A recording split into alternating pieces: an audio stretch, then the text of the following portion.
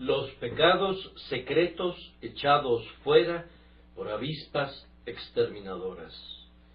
También enviará Jehová tu Dios avispas sobre ellos, hasta que perezcan los que quedaren y los que se hubieren escondido de delante de ti.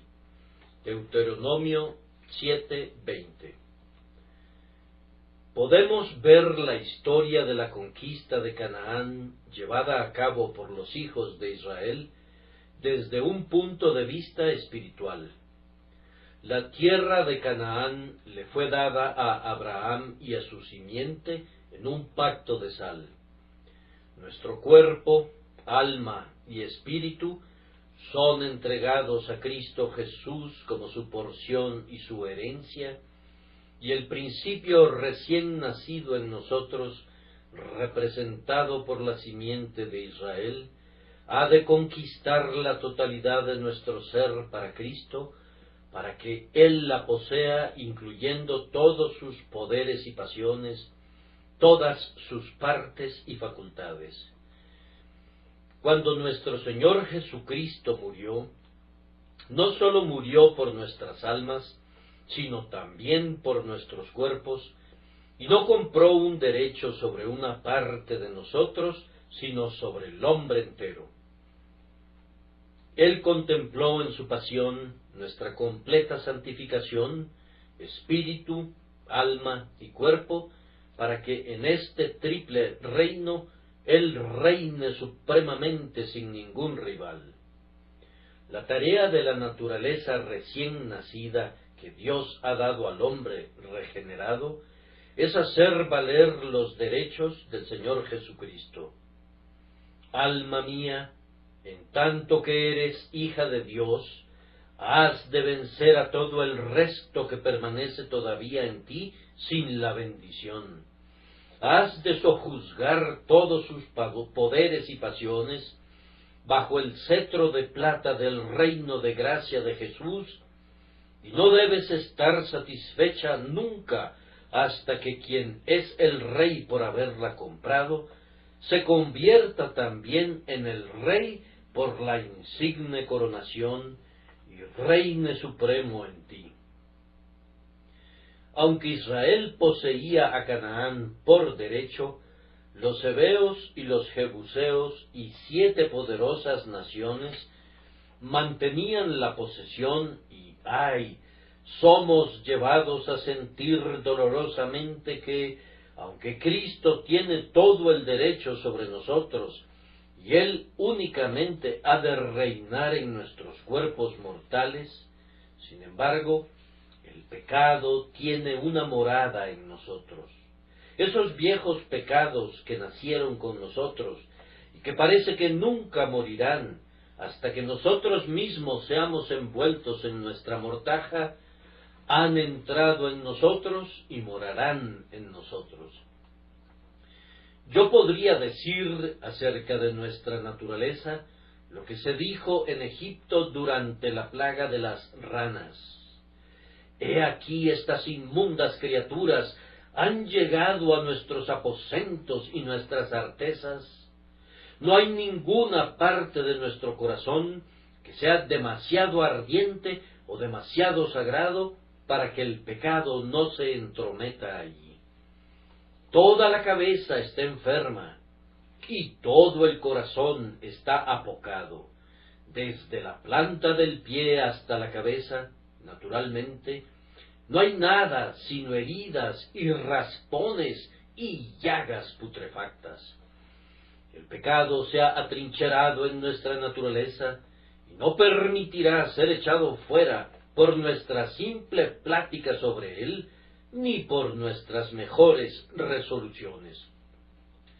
Nuestros pecados tienen carros de hierro, como bien sabemos los que tenemos que contender contra ellos, y sus ciudades tienen murallas que llegan hasta el cielo.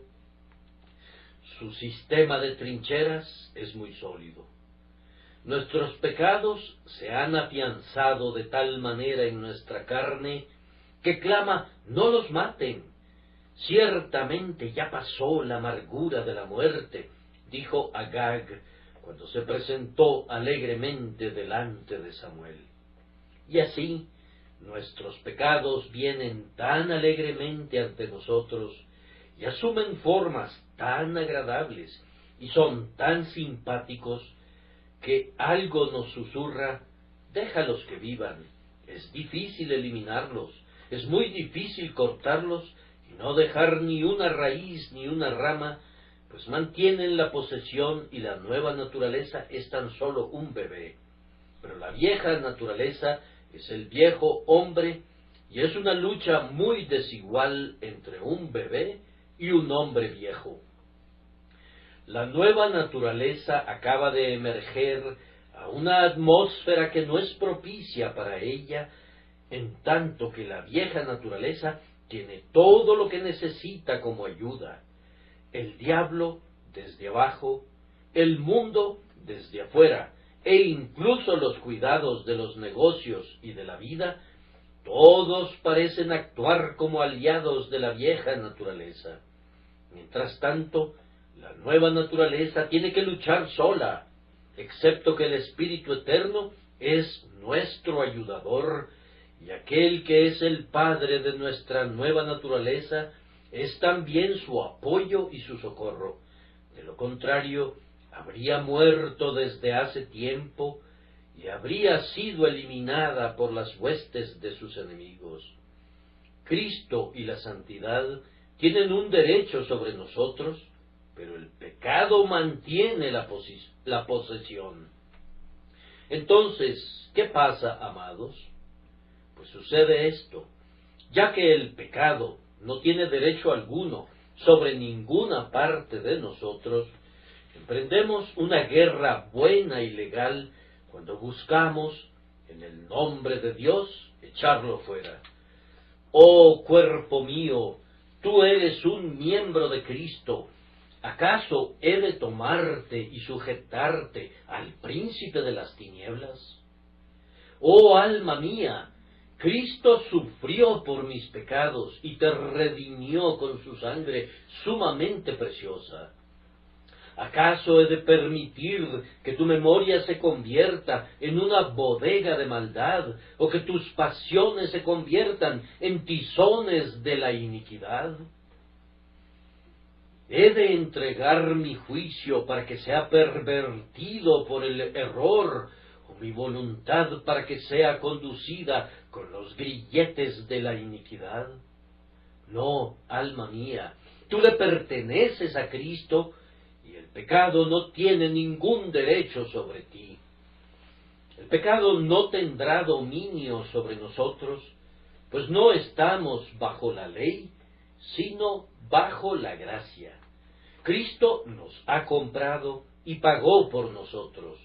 Dios nos ha heredado para que seamos de Cristo, le pertenecemos, nosotros somos su porción y su recompensa. Entonces, el pecado no tiene ningún derecho legal, pero tiene la posesión, y ustedes saben que eso equivale a 9 puntos de la ley. Pero vamos a disputar los 9 puntos, vamos a presentar el punto más importante, que Dios, el juez de todo, ha decidido que los comprados con sangre le pertenecen a Cristo, y lucharemos incluso hasta la muerte en contra de estos pecados. Si leemos este capítulo en un sentido espiritual, se nos instruye que no hemos de tolerar de ninguna manera ningún tipo o suerte de tregua con el pecado. Yo creo que muchos creyentes, espero que sean creyentes, han renunciado a combatir una parte de sus pecados. No son borrachos, no son rateros, no son dados a la inmundicia de vida o de lenguaje, pero tal vez el suyo sea un temperamento irascible y no tratan de dominarlo. Piensan que eso es constitucional y suplican por esa condición como si debieran dejarla tranquila. Esta tribu especial, estos jebusitas, han de ser perdonados, según su palabrería pecaminosa. Pero, oh amados, como cristiano, no tengo más derecho a permitir que el mal carácter more en mí, del derecho que tengo de permitir que el propio demonio more allí. Yo sé que se ha dicho muy a menudo que la gracia es injertada frecuentemente en una rama de manzano silvestre. Así es, pero en la labranza espiritual, el injerto tendrá una influencia sobre todo lo que esté debajo de él, así como sobre todo lo que esté encima. ¿Cuál es su fruto? ¿Es un manzano silvestre? El fruto no viene del manzano silvestre, sino de la naturaleza superior. Y aunque yo sea injertado en un manzano silvestre, mi fruto debe participar de la nueva naturaleza y debo producir un dulce fruto.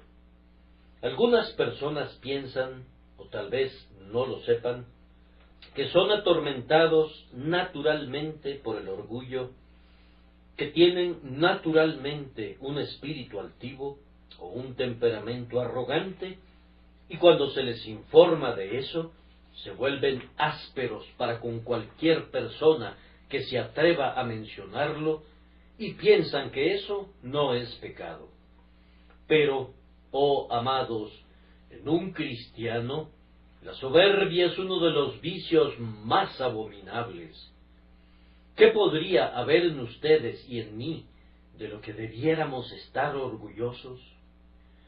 Si debemos todo lo que tenemos al don de Dios, si no tenemos nada excepto lo que Él nos da, y si retornaríamos a nuestra propia pobreza, a menos que Dios nos guarde, ¿cómo nos atrevemos a alzar nuestras cabezas?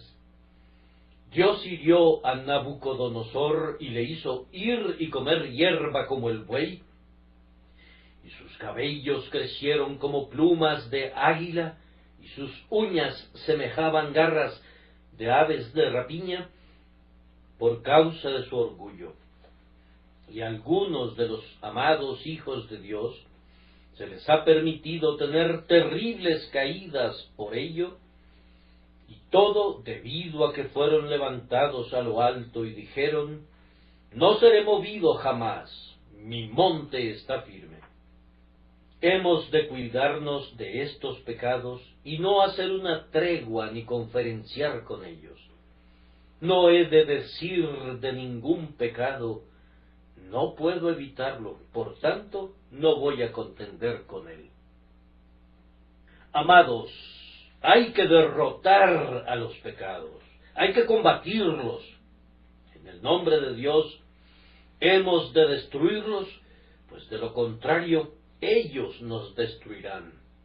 Podría decir de nuestros pecados lo que un oficial escocés les dijo a sus soldados cuando fue sorprendido en una posición desventajosa. Dijo él: mis muchachos, allá está el enemigo, mátenlos o ellos los matarán a ustedes. Y yo he de decir lo mismo de todos los pecados.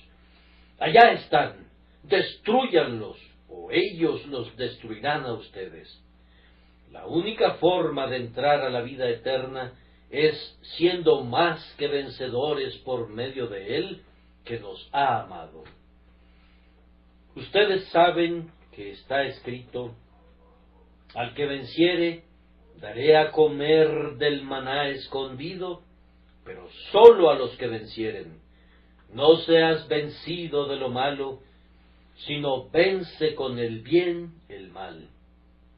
Y así como no hemos de excusar algunos pecados, ni permitirles que vivan, así también, sobre todo, no hemos de caer en un estado de desaliento, y no hemos de suponer que nunca echaremos fuera a los pecados. No creo que seremos perfectos jamás en esta vida, pero ¿cuán cerca de la perfección puede llegar un cristiano?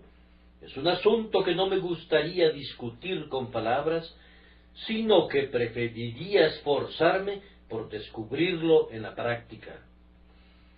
Cuán semejante a Cristo puede ser un creyente, no me aventuraría a afirmarlo, pero ciertamente ha habido algunos hombres de quienes podríamos decir, sin exageración, que podríamos tomarlos como un ejemplo, pues su Señor parecía vivir de nuevo en ellos. No hay necesidad de que tengan que ceder siempre el paso al orgullo, o a la pereza, o a la avaricia, o a cualquier otra forma de pecado. Ustedes son capaces de vencerlos, no con su propia fuerza, pues los débiles de ellos serían demasiado fuertes para ustedes, pero pueden vencerlos por medio de la sangre del Cordero. Esta es la victoria que ha vencido al mundo, nuestra fe, y nuestra fe será capaz de dominar a estos pecados. Así como la fe de antaño hizo huir a los ejércitos de los extranjeros, puede hacer lo mismo en este día. Entonces, queridos amigos, no pregunten cómo los podré exterminar, pues son más grandes y más fuertes que yo. Han de acudir al fuerte para obtener fuerza y confiar humildemente en Dios, y Él, el poderoso Dios de Jacob, vendrá seguramente en su rescate y cantarán victoria por medio de su gracia. Hay una palabra de aliento dada en el capítulo para aquellos que tienen una propensión a dudar de este asunto. A Israel se le recordó que Dios lo había sacado de Egipto, lo liberó de la casa de servidumbre. Y a ustedes se les recuerda, queridos amigos, que son salvos. Cristo ya ha hecho una obra mayor por ustedes que la que todavía queda por ser completada. Llevar el peso de sus pecados y romper el yugo de hierro de la servidumbre espiritual que estaba en sus cuellos, requirió la muerte de Cristo. Pero habiendo sido ya hecho eso, comparativamente, es sólo una ligera labor liberarlos del pecado que mora todavía en ustedes. El trabajo más importante ya ha sido hecho. Jehová se hizo hombre, vivió en la tierra. Dios, el Verbo, se hizo carne y habitó entre nosotros, y a su debido tiempo se humilló en su obediencia, incluso hasta la muerte, y muerte de cruz. Todos los pecados de ustedes han sido destruidos por Cristo, y no hay condenación que deban temer, puesto que Cristo murió. Ustedes son perdonados. El yugo ha sido quitado de sus hombros. Ustedes han sido liberados por el Hijo y son, en verdad, libres. Es cierto que se encuentran en el desierto, pero han llegado a través del Mar Rojo, donde sus pecados murieron ahogados. No verán jamás a sus enemigos, sus viejos pecados. El maná cae en torno a su campamento, y la columna de fuego y de nube los conduce a través del desierto. Ya que han visto lo que Dios ha hecho, ¿tendrán miedo en cuanto al futuro? ¡Ánimo! ¡Ánimo! Él nunca comienza algo sin tener la intención de terminarlo. Nunca se dirá de él, este hombre comenzó a construir, pero no fue capaz de completar la estructura. ¡Ánimo! ¡Ánimo! No los sacó de Egipto para que fueran destruidos. ¿Qué dirían los paganos en cuanto a su Dios si, después de todo, cayeran y perecieran? Saldrán airosos, entrarán en posesión de cada pulgada de la tierra prometida. Solo sean fuertes y muy valientes, pues el Señor ciertamente echará fuera sus pecados y tomará su cuerpo, alma y espíritu como posesión consagrada y santa por siempre. Pero hay una creencia entre algunos cristianos que son poco instruidos y que no conocen nada por experiencia, que la santificación es una obra instantánea. Hay algunos que piensan que desde el momento en que creen en Jesús, nunca serán atormentados de nuevo por ningún pecado, cuando es precisamente entonces que comienza la batalla. En el instante en que el pecado es perdonado, deja de ser mi amigo y se convierte en mi mortal enemigo. Cuando la culpa por el pecado ha desaparecido, entonces el poder del pecado se vuelve detestable y comenzamos a contender contra él. Cada vez y cuando nos enteramos de amigos que no pueden entender mi enseñanza sobre este punto, afirman que no sienten nada del pecado que se subleva en ellos. Oh, amados, desearía que lo sintieran, pues me temo que no saben nada de la vida del Evangelio si no lo sienten. No daría un centavo por su religión si no tienen un conflicto interno. Incluso los paganos virtuosos han ido más lejos que eso, pues algunos de ellos han escrito que sintieron que eran como dos partes contendiendo o peleando, y ciertamente los cristianos han ido más lejos todavía, o deberían haber ido más lejos. Esto lo sé, sea lo que sea en cuanto a ustedes. Tengo que pelear cada día para acercarme una sola pulgada más cerca del cielo, y siento que será una lucha hasta el último momento, y que tendré una reyerta con mis corrupciones, incluso a la orilla del Jordán. Recuerden la experiencia de John Knox. Había luchado con los hombres, y yo podría decir que había luchado con bestias en Éfeso, y sin embargo, en sus últimos momentos antes de expirar, sostuvo la lucha más dura que enfrentó jamás con la justicia propia.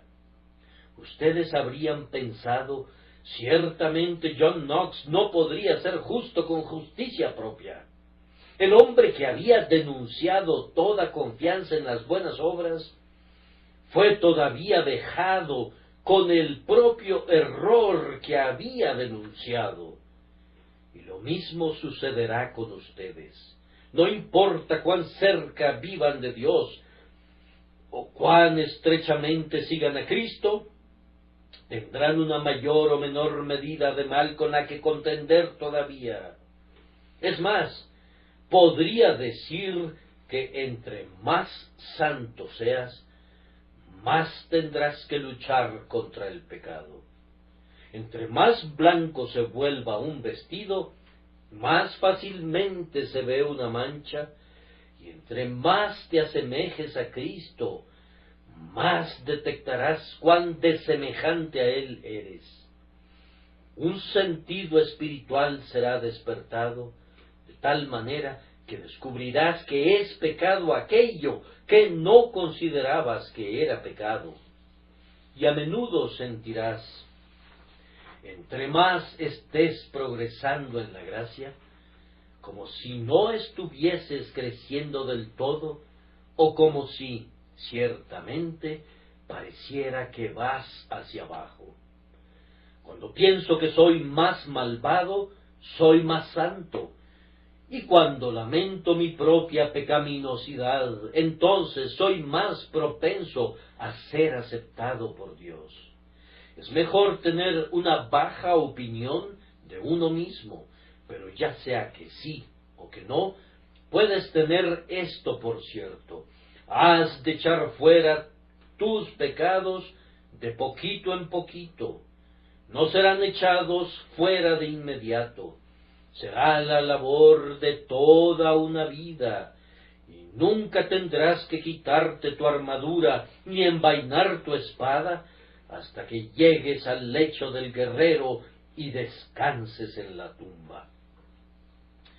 Ahora deseo llamar su atención especialmente al versículo que estamos considerando. Vemos que después de un largo conflicto con Canaán, algunos de esos antiguos habitantes existían todavía. Se ocultaban en cuevas y en otros lugares, pero debían de ser sacados por un arma muy singular, es decir, por avispas. Estas avispas debían encontrarlos y sacarlos, tal vez, debían picarlos y matarlos, o si no, debían hacerlos salir para que fueran eliminados por los hijos de Israel. 3 cosas han de ser advertidas, entonces, esta mañana. La primera es pecados que son dejados y guardados en nosotros, incluso en nosotros, que durante muchos años hemos sido seguidores de Cristo. En segundo lugar, un medio muy singular de destruirlos. Luego, en tercer lugar, una lección sugerente para todos nosotros, que nos enseña a examinar nuestros propios corazones para descubrir estos pecados secretos. Y primero, queridos amigos, veremos los pecados que permanecen y quedan escondidos. John Bunyan muy sabiamente describe la ciudad de alma humana después de que fue tomada por príncipe Emanuel. El príncipe cabalgó al castillo llamado Corazón y tomó posesión de él, y la ciudad entera fue suya. Pero había ciertos diabolonianos, seguidores de Diablo, que nunca abandonaron la ciudad. No podían ser vistos en las calles, no podían ser oídos en los mercados, no se atrevían nunca a ocupar ninguna casa, pero andaban espiando en ciertas viejas guaridas y cuevas. Algunos de ellos se volvieron lo suficientemente impudentes para ofrecerse como siervos a los hombres de alma humana bajo otros nombres. Estaba el señor Codicia, que era llamado el señor Prudencia Económica, y estaba el señor Lujuria, que era llamado el señor Júbilo Inofensivo. Adoptaban otros nombres y vivían todavía allí, para suma molestia de la ciudad de alma humana, andando a escondidas en hoyos y en rincones, y sólo saliendo en los días oscuros, cuando podían hacer la maldad y servir al príncipe negro. Ahora, en todos nosotros, por vigilantes que seamos, aunque pongamos al señor Buen Fisgón a escuchar a la puerta, y vigile, y mi señor alcalde, el señor Entendimiento, sean muy cuidadosos para buscarlos a todos ellos, aún así, muchos pecados ocultos aún permanecerán. Pienso que deberíamos siempre orar a Dios pidiéndole que nos perdone aquellos pecados de los que no sabemos nada. Tus agonías desconocidas, reza la antigua liturgia griega, y hay pecados desconocidos para los cuales esas agonías hacen expiación. Tal vez los pecados que ustedes y yo confesamos no sean ni la 10ª parte de los que realmente cometemos. Nuestros ojos no están lo suficientemente abiertos para conocer la atrocidad de nuestro propio pecado, y es posible que si pudiéramos conocer plenamente el alcance de nuestra propia pecaminosidad, nos volvería locos. Es posible que Dios, en su misericordia, permita que seamos algo ciegos para con la maldición abominable del pecado. nos da lo suficiente de ello para hacer que lo odiemos, pero no lo suficiente que nos conduzca a desesperar absolutamente. Nuestro pecado es sumamente pecaminoso. Ahora, permítanme sugerir que entre los pecados que acechan en nosotros está el viejo pecado de incredulidad. Tú has experimentado una grandiosa liberación, mi querido hermano, y piensas que ya no hay más incredulidad que permanezca en ti. ¿No sabes que a ese viejo villano, incredulidad, nunca se le podría dar alcance? O si fuese encerrado, pronto se las arreglaría para escapar y obtener su libertad. Experimentarás la incredulidad esta misma tarde si llegaras a encontrarte con un problema, y aunque ahora dices, nunca tendría dudas de la promesa por causa de la incredulidad, no me sorprendería que una pequeña depresión de espíritu, tal vez un desgano en el servicio de Dios, pudiera conducirte a dudar como siempre dudaste en tu vida. No albergues el placentero engaño que tu incredulidad está muerta, está oculta, pero saldrá de nuevo. He de mencionar especialmente dentro de estos espías a la soberbia. Oh, nosotros pensamos, ¿cómo podría ser orgulloso? Vamos, yo he tenido tales experiencias acerca de mi propia debilidad y pecaminosidad que no puedo ser orgulloso sin tomar en cuenta que todo el tiempo que hablamos estamos diciendo la cosa más altiva que pudiéramos decir. Hablé una vez, lo recuerdo, con un hombre que se consideraba a sí mismo un cristiano muy eminente. Me dijo que con toda la aflicción y experiencia por las que había atravesado, el Señor había eliminado completamente el orgullo que había en él. Yo le comenté, te debe haber golpeado muy duro, hermano.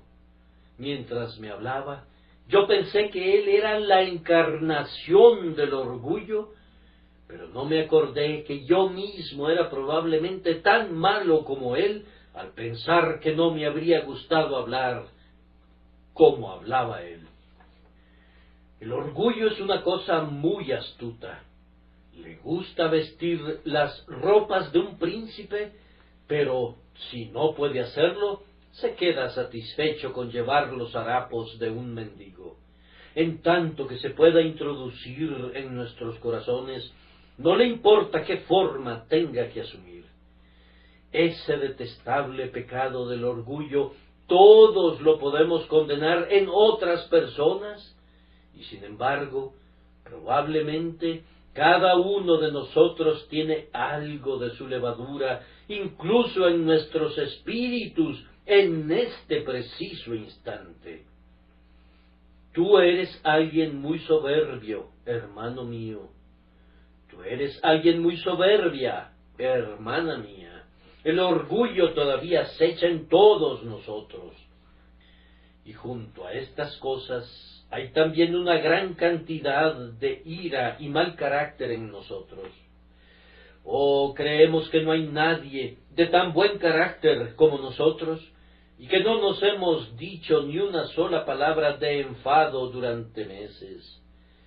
Sí, pero es muy fácil tener buen carácter cuando todo te sale a pedir de boca. Es algo muy fácil ser amigable y amable y cortés y amoroso, y nunca estar enojado cuando la esposa es muy amable. Y los hijos son obedientes, y los siervos son serviciales, y el negocio prospera. Pero, mi querido hermano, ¿cómo sería si los asuntos hubieran de cambiar y pudieran hacerlo muy pronto? Supón que estuvieras irritado como el hermano fulano de tal lo está. ¿Qué pasa entonces? Tú sabes que no has de juzgar al hombre por las circunstancias. Hemos de juzgarle intrínsecamente por sí mismo. Un barril de pólvora no es muy peligroso si uno se sienta sobre él o lo guarda bajo la cama en la noche, o si se le usa como almohada. Es algo muy seguro, en verdad, siempre que no haya ningún fuego cerca de él.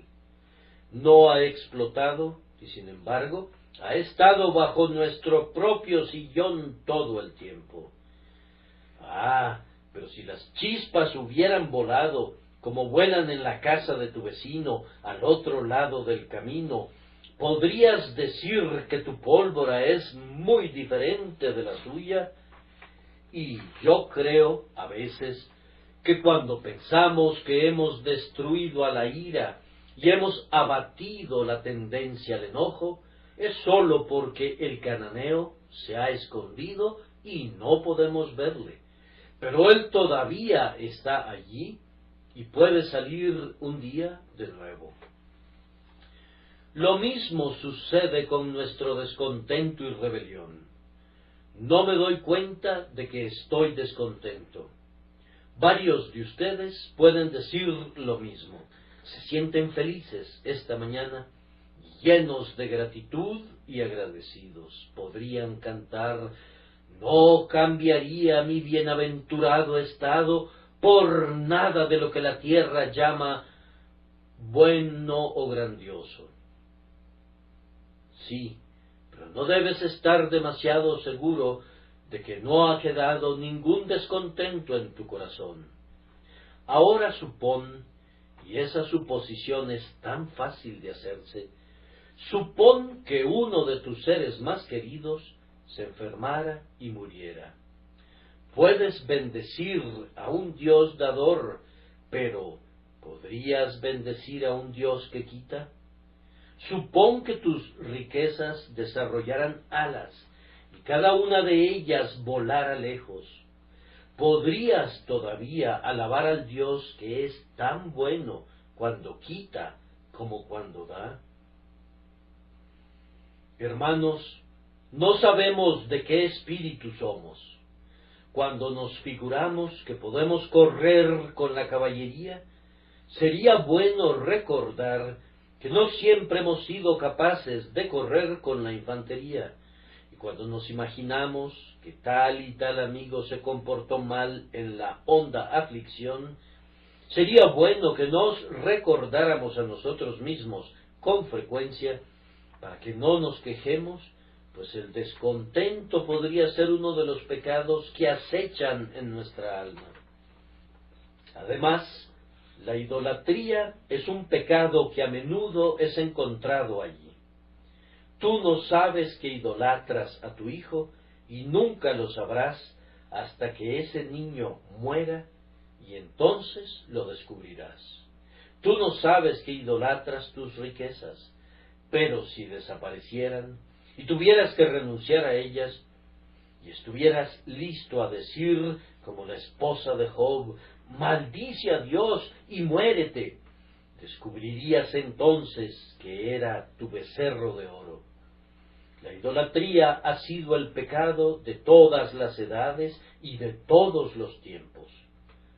Estos amados hijos de Dios, cuyos corazones deberían contar de Jehová y sólo de Jehová, tienen la necesidad de vigilar cuidadosamente para evitar que al mismo tiempo se entreguen a la confianza propia, que es sólo otra forma de idolatría, la adoración de nosotros mismos en vez de la adoración a Dios. Hemos de cuidarnos de no entregarnos a la satisfacción en nosotros mismos y pensar que nuestra justicia es algo satisfactorio después de todo. Es algo bendito descubrir la idolatría, pero se esconderá si puede hacerlo. Es bueno considerar la pregunta: ¿cómo es que estas cosas se esconden en nosotros? Otras personas las encuentran. ¿Cómo es que nosotros no podemos encontrarlas? Es cierto que ustedes pueden detectar las faltas de otras personas, pero no pueden detectar las suyas. Los espectadores ven con frecuencia más que los jugadores, y nosotros percibimos algunas veces más a la distancia que cuando nos acercamos más. El hecho es que la parcialidad para con nosotros mismos nos ciega a nuestras propias imperfecciones y nos hace ver la mota en el ojo de nuestro hermano, aunque haya una viga en nuestro propio ojo.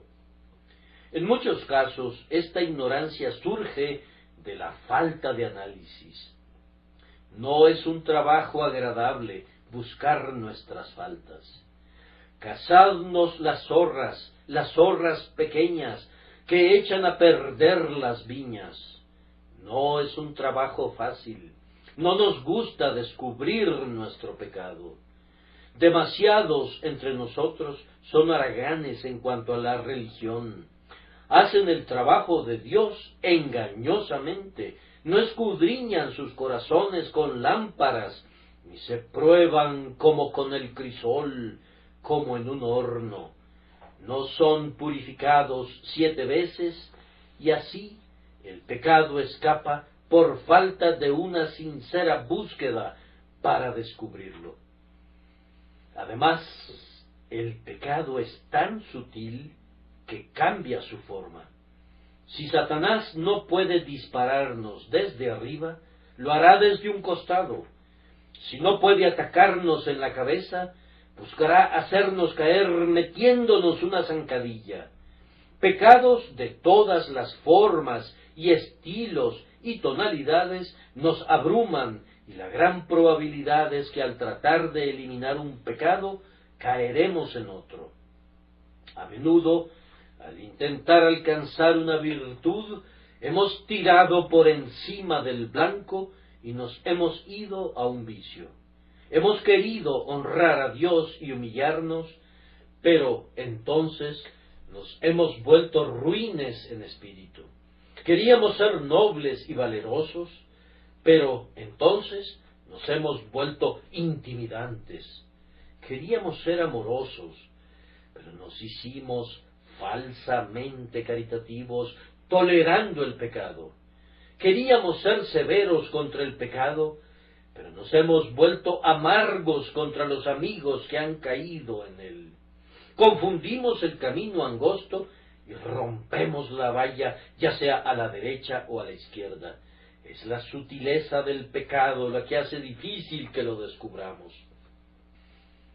Además, amados, hemos caído en el mal hábito de compararnos y contrastarnos con otros. Constantemente estamos entregándonos a la suposición: oh, bien, yo soy mejor que algunos. Miramos a nuestros compañeros cristianos y vemos sus inconsistencias y decimos: bien, yo no hago eso. Me temo que aquella oración farisaica es muy común incluso entre los cristianos. Dios, te doy gracias porque no soy como los otros hombres. El propio predicador, aunque pudiera predicarles la humildad, algunas veces se pone a compararse con los otros predicadores, y sus oyentes, él no lo duda, hacen lo mismo. Oh, tú piensas, yo soy más rápido en la obra de Dios, más denodado que algunos cristianos. Yo quisiera que despertaran también, pero mientras estamos censurándolos, estamos realmente poniendo una unción aduladora en nuestras propias almas, al suponer que somos mucho mejores y que hemos eliminado mucho de nuestros propios pecados. Oh, amados, cuídense de estarse comparando con otros, pues esto no es sabio. Acudan a Cristo y mírenle, y entonces sus faltas serán aparentes. Contemplen su perfección, y a la luz de eso, sus propias debilidades pronto serán descubiertas. Pero si ustedes miran la justicia de su hermano, que no es sino un poco mejor que la suya, y tal vez no sea tan buena, serán propensos a enorgullecerse y ser altivos, y así caerán en pecado. Sin embargo, no voy a extenderme sobre este punto. Hay, sin duda, en todos nosotros cananeos que todavía moran en la tierra, que serán espinas en nuestro costado. Ahora, en segundo lugar, un instrumento singular para su destrucción. También enviará Jehová tu Dios avispas sobre ellos. Estos individuos recurrieron a cuevas y madrigueras. Dios empleó los mejores instrumentos para su destrucción. Yo supongo que estas avispas eran avispas grandes, 2 o 3 veces, tal vez, más grandes que una avispa normal, con muy terribles aguijones. No es un caso histórico inusual encontrar distritos que han sido despoblados por insectos que pican.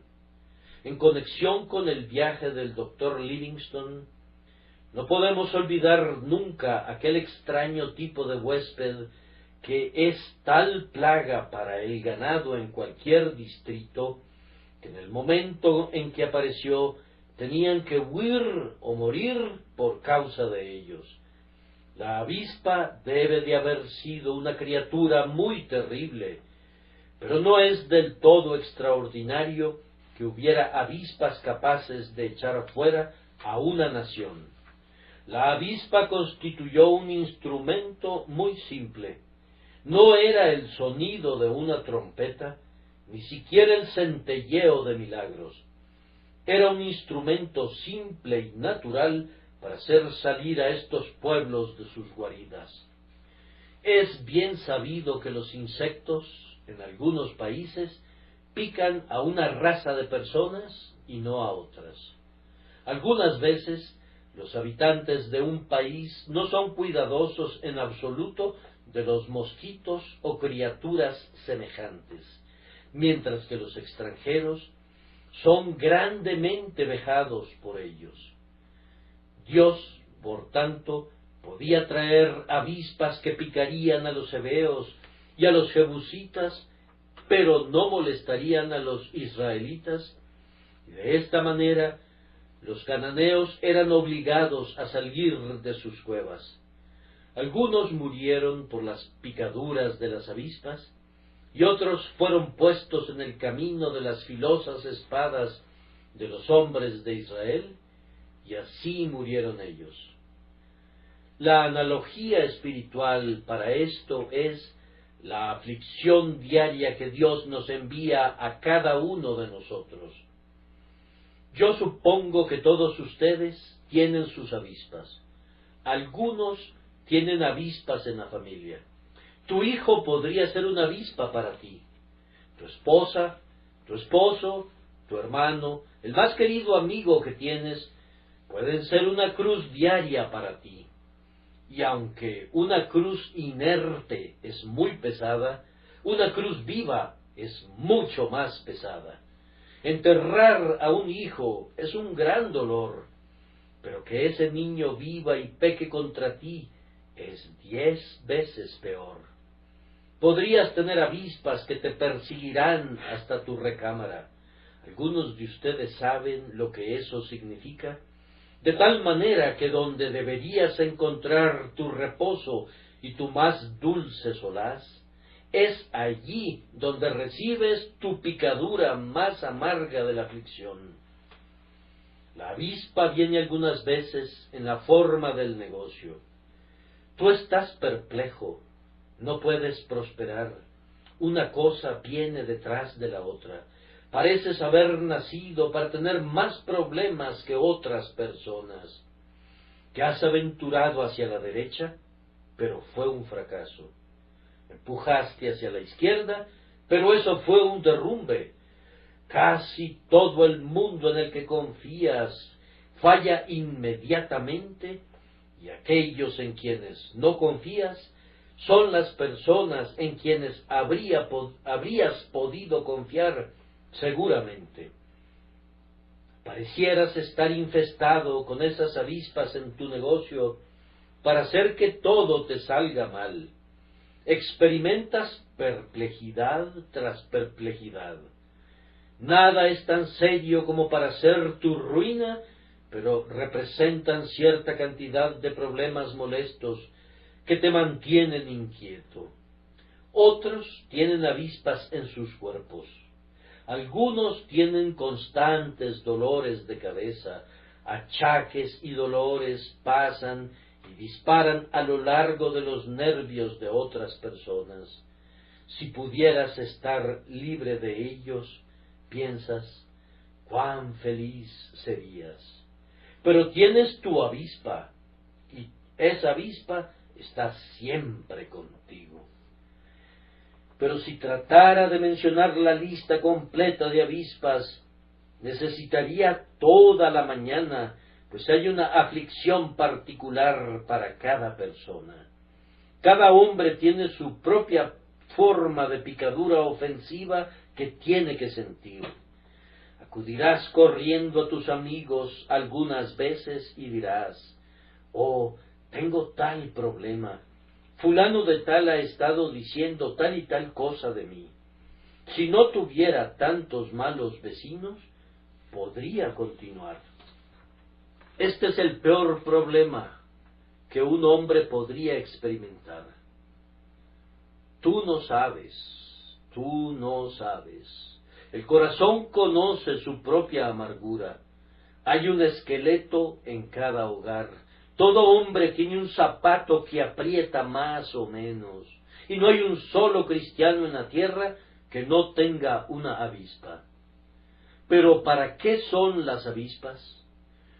Son enviadas con el mismo objetivo por el que Dios envió las avispas a Canaán, es decir, para echar fuera a los cananeos, y tendré que mostrar que precisamente hacen eso.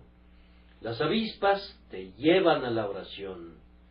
Solo pongan la palabra avispa al verso que hemos estado cantando. Las avispas hacen dulce la promesa. Las avispas dan nueva vida a la oración. Las avispas me conducen a sus pies, me humillan y me mantienen allí. Y entonces acaban de ver el sentido de lo que hacen estas avispas diarias. Tú no orarías si no tuvieras ningún problema. Me temo que te volverías indolente, frío, indiferente. Pero estos te pican y tú dices, he de ir a mi Dios en busca de consuelo para esta plaga, esta molestia. Vamos, qué bendiciones para ti ser picado y conducido a los pies de tu Padre.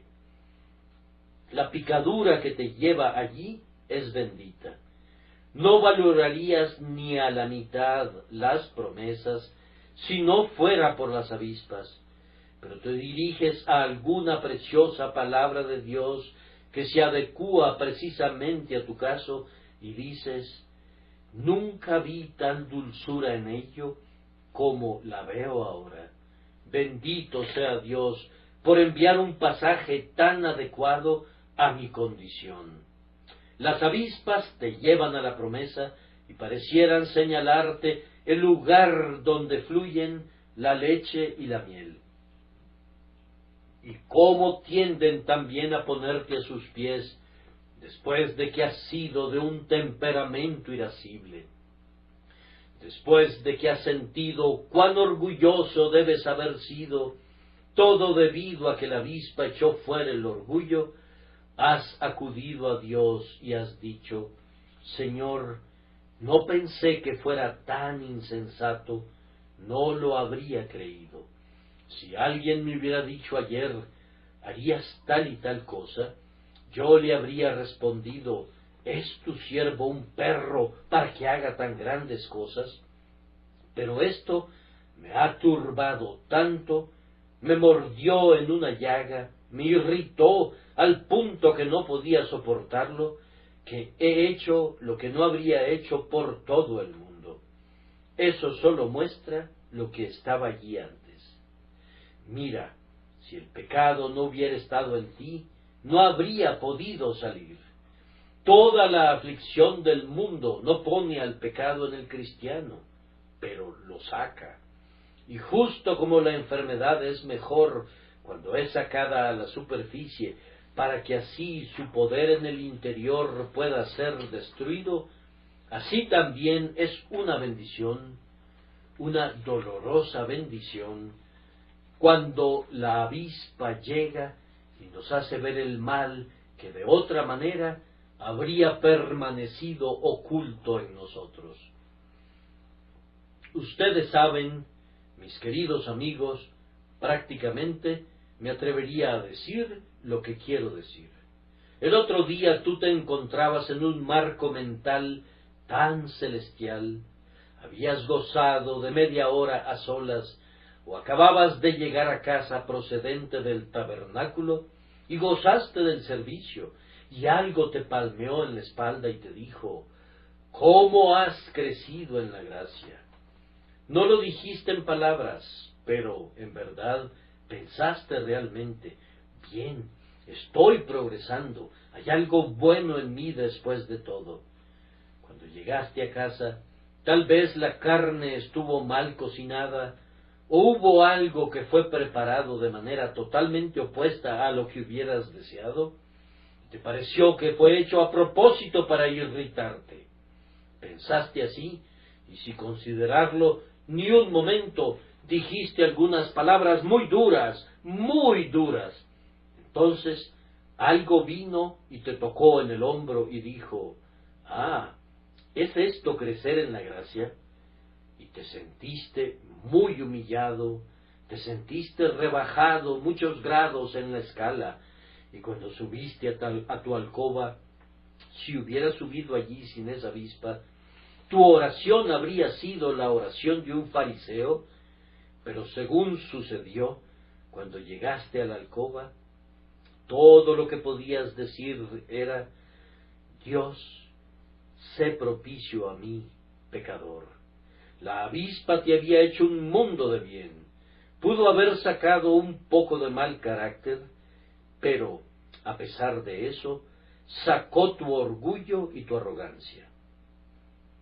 Los problemas diarios que enfrentamos tienen el propósito de conducirnos a Dios, de conducirnos a la promesa y también de mostrarnos dónde están nuestros puntos débiles para que podamos contender con todo nuestro poder contra ellos.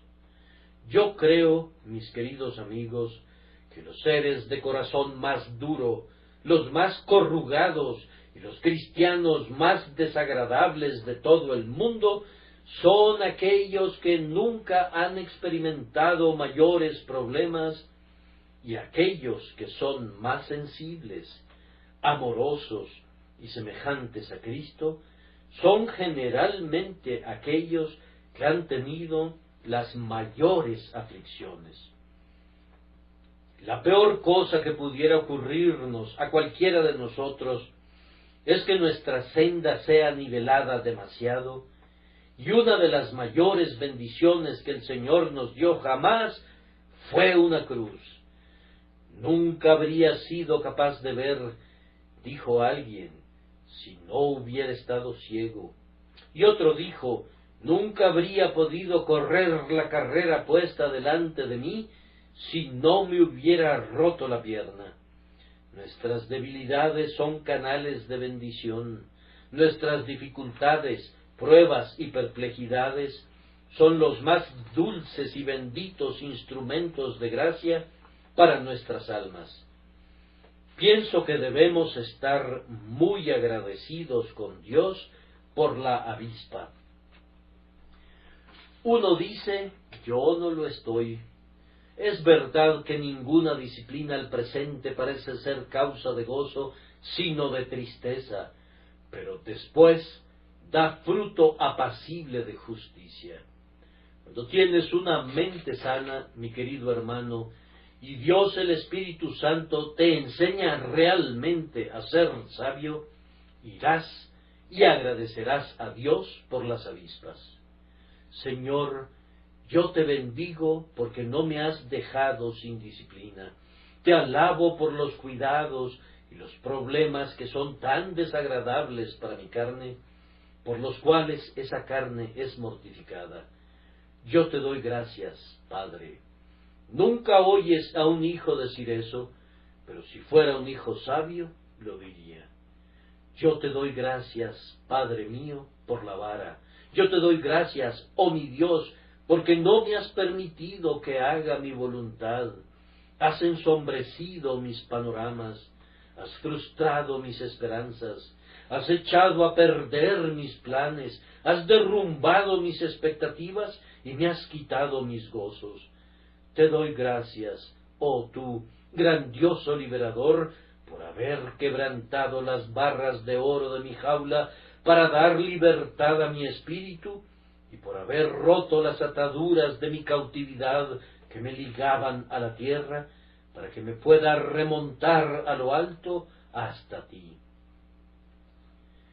Siempre que estés cantando las alabanzas de Dios, di: Él nos envió avispas, porque su misericordia es eterna. Sea bendito eternamente. Hay un punto que quiero que adviertan en el texto. Sería una culpa de mi parte pasarlo por alto sin ninguna observación. Y es que se nos dice expresamente que las avispas vinieron de Dios. Él las envió. Enviará Jehová tu Dios avispas sobre ellos. Tal vez esto te ayudará a soportar sus picaduras otra vez. Dios pesa tus pesares en balanzas y mide tus aflicciones, cada dracma y cada escrúpulo de ellas. Y como provienen directamente de la mano de un Padre amante, acéptalas con alegría agradecida y pide en oración que el resultado que la sabiduría divina ha ordenado que fluya de ellas pueda redundar abundantemente en tu santificación, en ser hecho a semejanza de Cristo. Y ahora debo concluir observando que aquí tenemos una lección muy sugerente para nosotros mismos, una lección que ya hemos anticipado, pero que hemos de repetir. Es esta: ¿cuál es mi particular pecado acosante? ¿He sido cuidadoso en mi autoexamen? ¿He emitido una constante orden de cateo contra las formas sutiles del mal? Si no lo he hecho, he de esperar tener a la avispa. Dios nunca castiga penalmente a sus hijos por el pecado, pero los disciplina paternalmente por ese pecado. A menudo puedes descubrir cuál es tu pecado por el castigo, pues puedes ver el rostro del pecado en el castigo. El uno es muy semejante al otro. Querido amigo, ¿cuál es tu particular aflicción hoy? ¿Qué avispa te pica? Acude a Dios con la petición de Job: hazme entender por qué contiendes conmigo, pues si las consolaciones de Dios son poca cosa contigo, es debido a que hay algún pecado secreto en ti. Mira la aflicción que experimentas hoy y ve si no puedes descubrir el pecado. Un hijo desobediente. Es posible que tú también estés viviendo en algún acto de desobediencia hacia tu Padre Celestial. ¿Es algún sirviente el que te fastidia? ¿Es posible que tú también seas un mal siervo del Rey, ocioso e indiferente a su mandato? ¿Se trata de una pérdida en los negocios? ¿No sería posible que no estés atendiendo el negocio de Dios y por tanto su iglesia es la perdedora y por tanto Él te hace un perdedor en tu propio negocio? ¿Se trata de una enfermedad en la carne? ¿No podría haber alguna enfermedad espiritual allí que es necesario mantener a raya y someter? ¿Te ha tratado altivamente alguien más? ¿No podría ser altivo tú también? ¿Te ha calumniado alguien y te dueles por esa calumnia? ¿Nunca has hablado en contra de los hijos de Dios? ¿No podrías tener una lengua que tiene comezón y Dios te está haciendo sentir el escozor de eso para que te preocupes acerca de cómo quitas el freno de esa lengua ingobernable? ¿Ha subvalorado alguien tu labor y ha hablado despreciativamente de tus motivos? ¿No podrías haber tenido tú también pensamientos severos en relación a algunos de tus hermanos en las labores cristianas? ¿Te sientes precisamente ahora bajo una gran depresión de espíritu? ¿No es posible que hayas descuidado entrar en comunión con Cristo en su sufrimiento y por tanto Él te está sujetando y llevándote a esa comunión por una fuerza mayor? No sé lo que suceda contigo, amado, pero esto sé, que no he escudriñado mi propia alma como desearía hacerlo en el futuro. Yo desearía descubrir todo lo que está dentro de mí que sea malo, para que pueda ser arrastrado y eliminado de inmediato. Es un trabajo muy duro, es un trabajo que no podría ser hecho si no fuera por esa preciosa seguridad de que Dios está con nosotros. Dios, el poderoso Dios de Jacob, quiere que seamos su pueblo. Él ha preparado un cielo para un pueblo perfecto, y Él nos hará perfectos, para no perdernos a nosotros ni el lugar que nos ha preparado. Él ha jurado por sí mismo que nunca te dejará. Él echará fuera con una mano poderosa y un brazo extendido tus lascivias y corrupciones, hasta que seas perfecto como tu Padre en el cielo es perfecto. Vengan entonces ustedes, hombres de guerra, tomen sus arneses y pónganse su armadura y vigoricen sus almas para el combate. Aún no habéis resistido hasta la sangre, combatiendo contra el pecado. Considerad a aquel que sufrió tal contradicción de pecadores contra sí mismo, para que vuestro ánimo no se canse hasta desmayar, y ahora, a partir de este momento y para siempre, pelear la buena batalla por la corona incorruptible de gloria.